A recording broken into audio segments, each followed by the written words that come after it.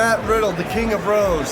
Support WrestleTalk. Do it, bro. Support WrestleTalk!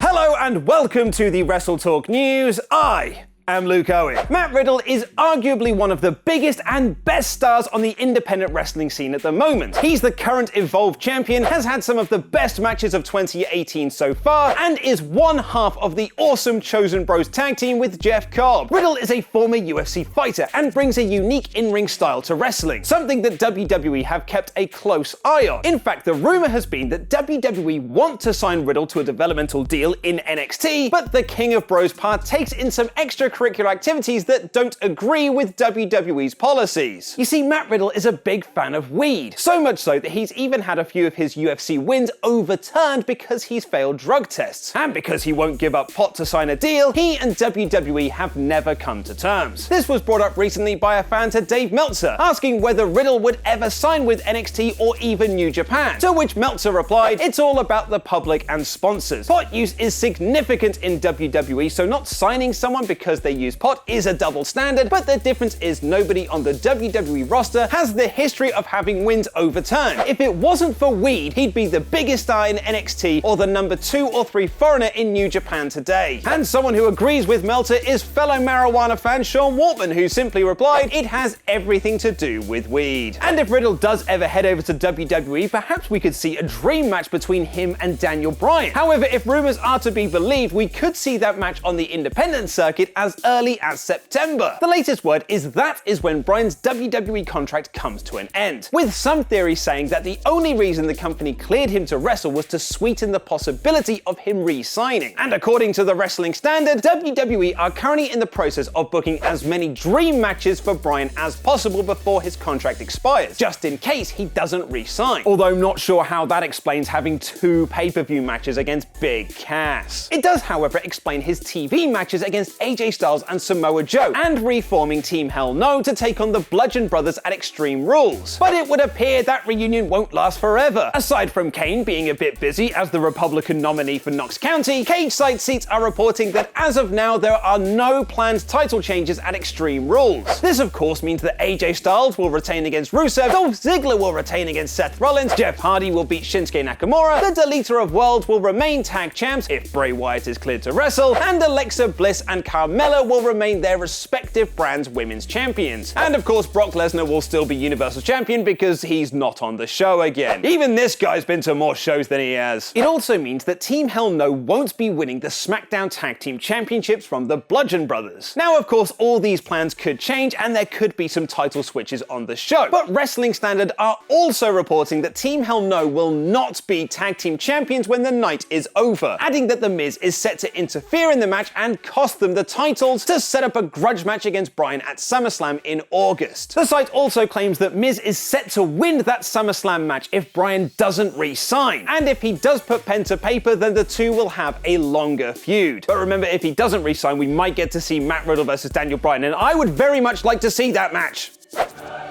Matthew of Botchamania counts down his top botches of the week over at WrestleTalk.com. So click the link on screen to see what made the list. I've been Luke Owen, and that was wrestling.